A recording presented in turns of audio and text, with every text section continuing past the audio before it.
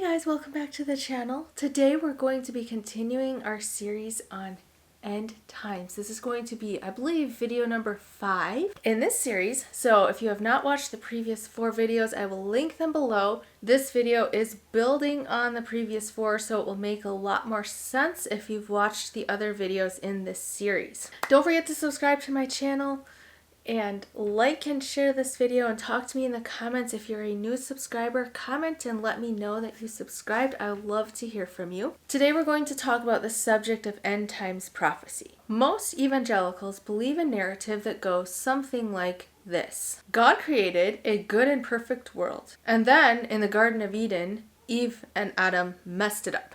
And that's the end of the story for most of God's creation. They would never phrase it this way, but the truth is, there's really not much that God can do to save us. The earth, the animals, the plant life, the oceans, the rivers, the mountains, the deserts, all of God's beautiful creation is going to be destroyed in fire at the end of the world. Most human beings living on the planet are so corrupt that they will suffer a fate worse than destruction.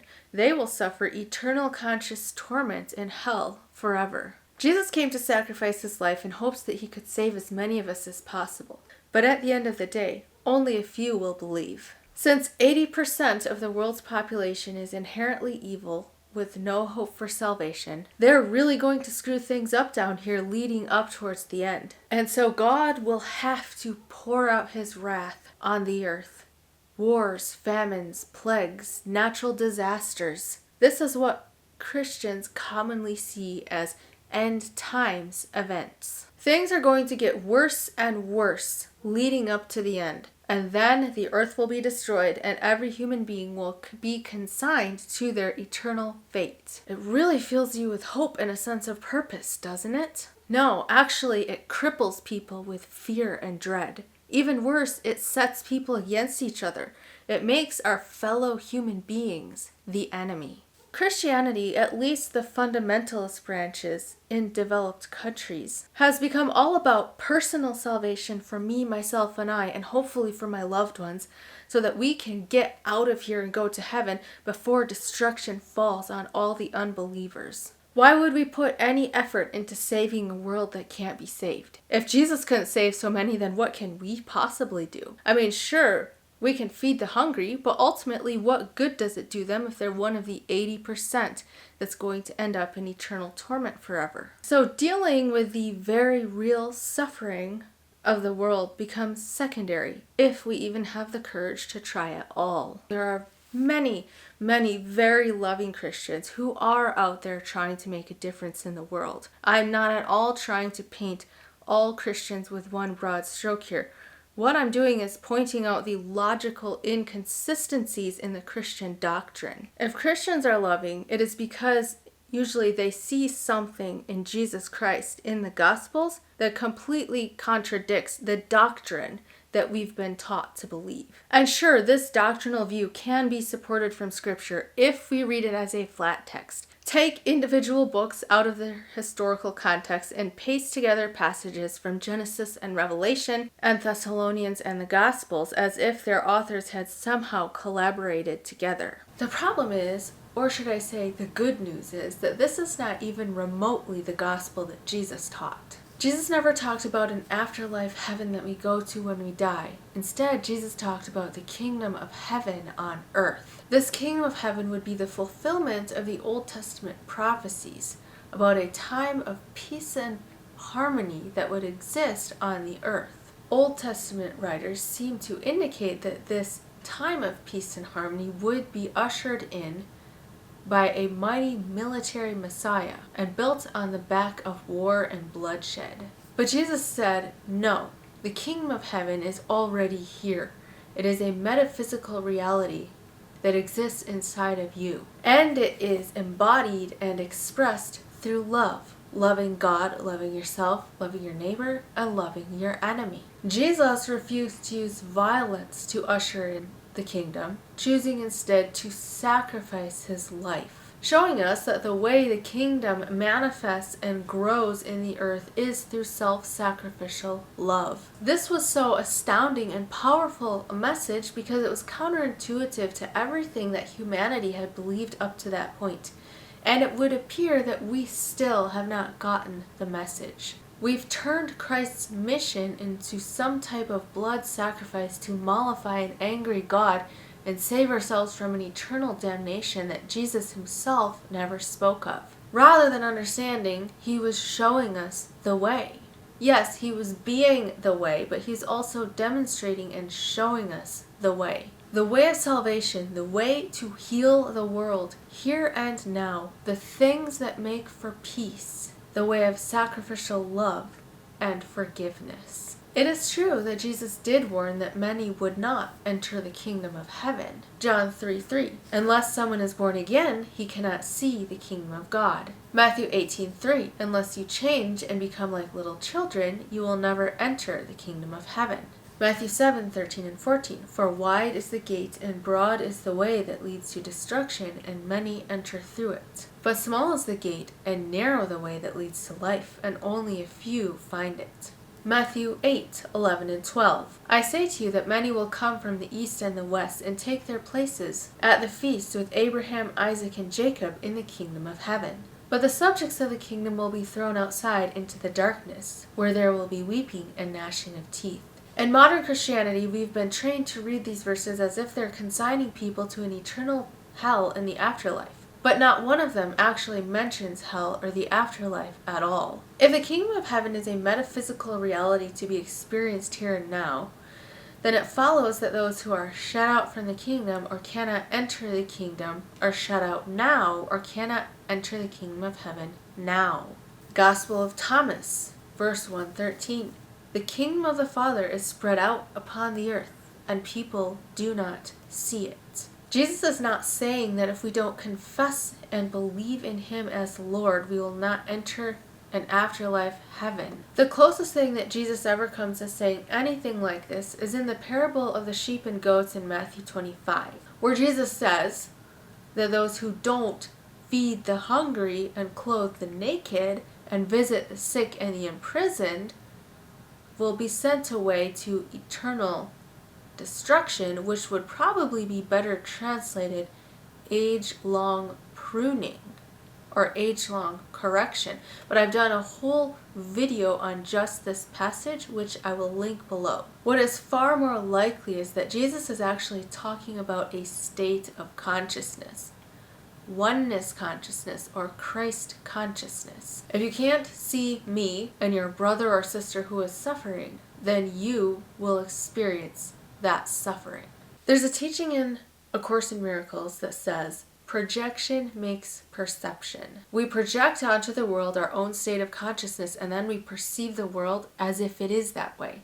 But really what we are looking at is our own state of consciousness reflected back to us. This is because we live in a thought-reactive, energetic universe. Our words, thoughts, feelings, actions are all like ripples. The tone of our hearts, the state of our consciousness affects distant galaxies. This is what's called quantum entanglement, where it's been proven over and over that particles affect each other, even if they are across the universe or even at different points in time. The message is very simple. If you live in love, otherwise known as oneness, Christ consciousness, kingdom of heaven, you will create and experience heaven or a loving world. If you deny love, if you live in fear and emptiness and separation, and if you allow that fear and emptiness and separation to compel you to manipulate and control and mistreat others, then you will create and experience a cruel world full of suffering. And although I think you'd be hard-pressed to find much prophecy in the Bible that could actually be qualified as end times prophecy, when taken in proper historical context, we do see a pattern of prophecy and destruction that repeats itself over and over throughout the biblical text. In fact, this is what the majority of Old Testament prophecy is taken up with. The message that if you live out of harmony with God, destruction will come upon you. And if you live a life of love, justice, and mercy, love of God and love of neighbor, destruction will be averted. We even see an instance where destruction is averted in the book of Jonah, when Nineveh repents and the prophesied judgment does not occur. Much of Jesus' prophetic words, when taken within the historical context, are referring to a similar judgment. The destruction that will befall Jerusalem at the hands of the Roman Empire if those in power do not mend their greedy ways, and if the growing desire for violence is acted upon. For example, in Matthew 24, where Jesus is commonly thought to be referring to end times events, he warns of wars and rumors of wars, natural disasters and great persecution, and the coming of the Son of Man on the clouds of heaven. And then in verse 34, he says, "Truly I tell you, this generation will certainly not pass away until all these things have happened." So, right out of Jesus' mouth, he's not talking about future apocalyptic events that will happen at the end of the world. He's talking about current events to his generation. Now, there is argument among historical scholars on whether Jesus actually made these predictions, or if after the destruction of Jerusalem, the authors of the Gospels wrote these predictions into Jesus' mouth. This could perhaps explain why some of Jesus' predictions, like the sun being darkened and the stars falling from the sky, don't really make sense for the time period. The author of the Gospels may have believed that he was living in the midst of these events and was writing about things that he thought were about to take place. We see a similar theme in Paul's writings. Paul clearly believed that he was living in the last generation, and that Jesus was going to return during his lifetime. This obviously did not happen. When I look through the Bible, I don't see any prophecy that clearly and obviously deals with end times events. There's a very interesting and in-depth prophecy in Daniel chapters 11 and 12, which I found incredibly fascinating, until I discovered that most modern scholars agree that it was written after the fact and then passed off as prophecy, something that was common for the time period in which it was written. Jesus's and Paul's prophecies were dealing with events for their generation. We've gone into a lot more depth on Revelation in previous videos and how it was a specific genre of literature that was developed during a very tumultuous time period to help people deal with the intense persecution that they were suffering. But this is the way that I look at it. We don't need a specific biblical prophecy to tell us exactly what's going to happen at the end of the world. The entire Bible, in fact, all of history, is a record, a repeating pattern of what will or will not happen if we behave in certain ways. Jesus' predictions may have been for his generation, but we can take them and apply them to any society that makes the same mistakes that his generation did, including ours. I don't need the book of Revelation to be a prophetic book about end times events to understand this. When societies live in cruelty and oppression and violence and greed, they bring destruction upon themselves. War, plagues, famines, natural disasters, the collapse of societies is the natural result of living out of harmony with the natural environment and with each other, of living out of alignment with true reality, which is we are all one, and what we do to anyone, we do to everyone. On the flip side, when societies live in love, they reap harmony and peace. Although, I would say, we haven't really tried this path collectively. We've tried the path of greed and violence over and over and over, and we continue to reap the consequences of that path. But have we ever collectively really tried the way of love?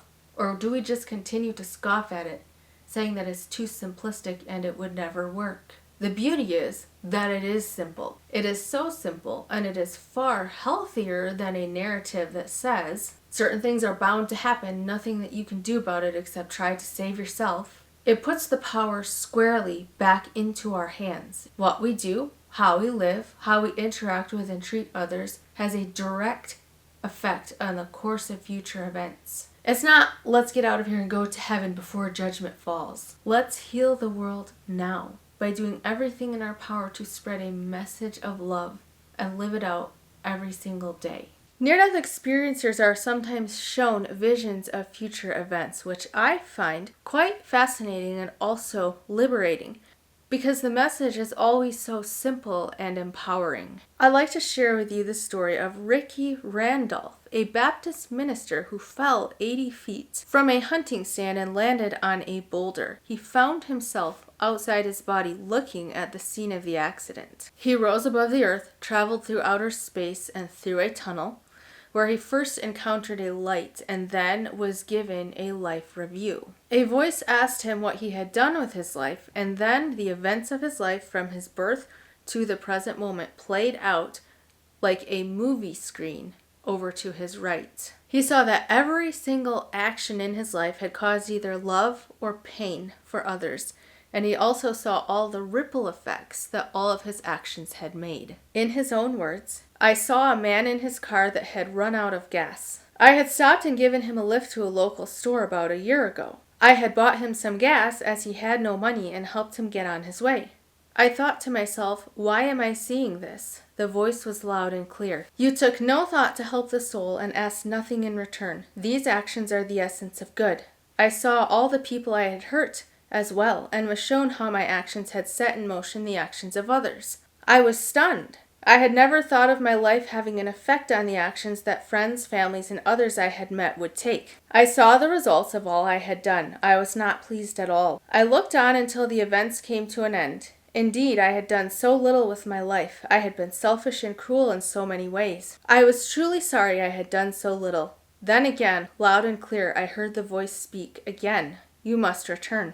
You must return and help others to change by changing your life." Then Ricky was shown what would happen if we do not change our lives. He saw turmoil, war, natural disasters, the collapse of the U.S. government, people fighting over food and water, which ultimately led to a new earth and a more peaceful way of life. My purpose in sharing this is not to scare anyone. Anybody who's been raised in religious circles is probably already expecting these types of disasters to take place in the world. What's so empowering about near-death experience prophecy is that it clearly communicates that these events are not set in stone. Ricky Randolph was told that he, one person, could help avert these events by going back and living a simple life of love. Last week I had Howard Storm on my channel, who also had a near-death experience. And he was told the same thing. You can change the world by loving the person you're with. So-called end times events